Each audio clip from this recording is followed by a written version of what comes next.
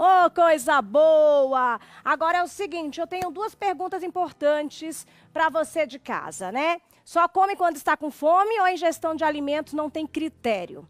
E você só vai comendo o que vê pela frente, independente do que seja? Se você respondeu sim para a segunda pergunta, cuidado, tá? Você pode estar enfrentando um distúrbio chamado de compulsão alimentar. Para falar mais sobre esse tema, eu vou conversar com a nutricionista Suissá através de videochamada. Olha só, esse é um tema importantíssimo, presta atenção, tá? Para a gente começar, Sui, boa tarde. Obrigada por aceitar o nosso convite. Explica aí o que é a compulsão alimentar. Boa tarde, Jaqueline. Primeiro, obrigada pelo convite, o espaço para falar de um assunto tão relevante. E assim, compulsão alimentar, na verdade, é uma doença. É um transtorno alimentar que é muitas vezes diagnosticado, na verdade, por um psiquiatra, certo? Tem CID e, ao contrário do que muita gente pensa, que sofre com episódios compulsivos, para você ter o diagnóstico de compulsão alimentar, demanda uma certa periodicidade. Então, você precisa ter aquele comportamento repetido toda semana, por um período de meses, para entrar na caixinha de diagnóstico de compulsão alimentar, de fato. Mas existe o comportamento compulsivo, né? Sem necessariamente seguir essa demanda de dias e de repetição, né? De um comportamento padronizado e de ter um comportamento compulsivo, que seria um comer transtornado. Sim. Né?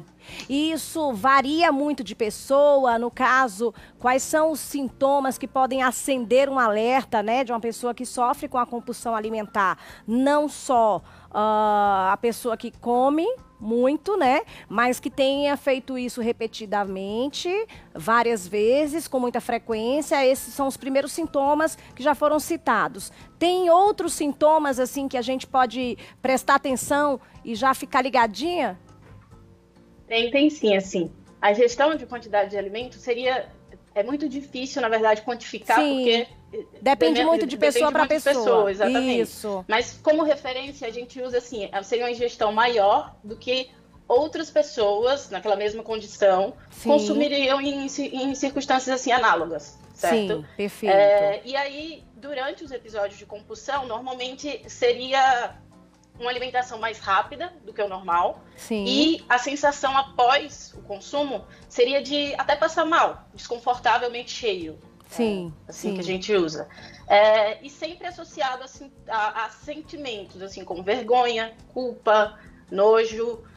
Pode ou não estar associado a comportamentos de compensação, de comer demais, vou compensar na academia, comer demais, vou tomar esse chá diurético.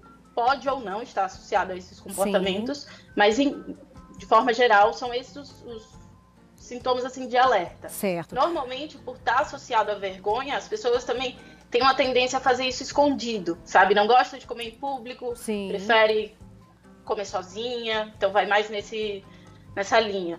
E a compulsão, ela, por exemplo, pode ser observada uma pessoa que acaba de comer, ela come, aí daqui a pouco chega alguém, oferece mais uma comida, ela come, isso aí já abre um alerta, né? Poxa, acabou de comer, já está comendo novamente, então já tem um alerta e já é um sinal que algo não vai bem, né? Porque é natural, como você falou, de acordo com cada pessoa, né? Pessoas que realmente comem bastante, né? Mas nas alimentações, nos seus horários normais, e tem pessoas que sofrem com a compulsão alimentar, que tudo que vê quer comer e qualquer sentimento desperta ainda mais a vontade de comer. Então aí é a preocupação, né? E quais são os riscos à saúde de uma pessoa que enfrenta esse problema? Então, justamente o que você falou, assim, é óbvio que existem situações, por exemplo, uma pessoa que vai num rodízio de pizza, é natural que haja o exagero. É esperado, né, que o exagero, porque a gente leva em consideração o ambiente, a oferta de alimentos, mas seria assim, numa situação não normal, o consumo exacerbado, associado com essas sensações que eu falei. Quando a gente fala de consequências à saúde, eu diria que primeiro vai do ponto de vista psicológico, ao meu ver, assim. Por sempre estar associado a vergonha, culpa, nojo, tem uma tendência a sentimentos mais depressivos, ansiosos. Transtornos alimentares estão muito associados com transtorno de ansiedade, com depressão. Então, acaba sendo uma situação de risco, porque hoje, às vezes, se menospreza a saúde mental, né? E do ponto de vista, assim, mais físico, ter uma relação disfuncional com a comida traz consequências de uma má relação com a comida mesmo. Então, pode vir a levar ao ganho de peso, né? Já que está comendo em excesso, e naturalmente ter alterações metabólicas com isso. Tenho visto isso na prática clínica nessa pandemia, né? Um comer exagerado meio que até por tédio, muitas vezes. Então, houve um grande aumento de peso nesse tempo. E, assim, do ponto de vista nutricional, a gente pensa em fazer, né? Porque abrange outras áreas. Então, do ponto de vista nutricional, a gente pensa sempre em conter esses impulsos. Certo. Né? Entender quais são os gatilhos, é psicológico, não é? E a partir daí trabalhar. É interessante, então, uma equipe multidisciplinar para fazer um tratamento completo, né, com quem sofre de compulsão alimentar. Mas esse tratamento, ele existe e ele faz com que a pessoa não tenha mais compulsão, ele tem um tratamento e ele tem cura, né, já que é uma doença? Então, falando de transtorno alimentar, raramente se fala em cura, e sim em remissão dos sintomas. Uma equipe multidisciplinar é essencial e, preferencialmente, assim, especialista em tratar isso.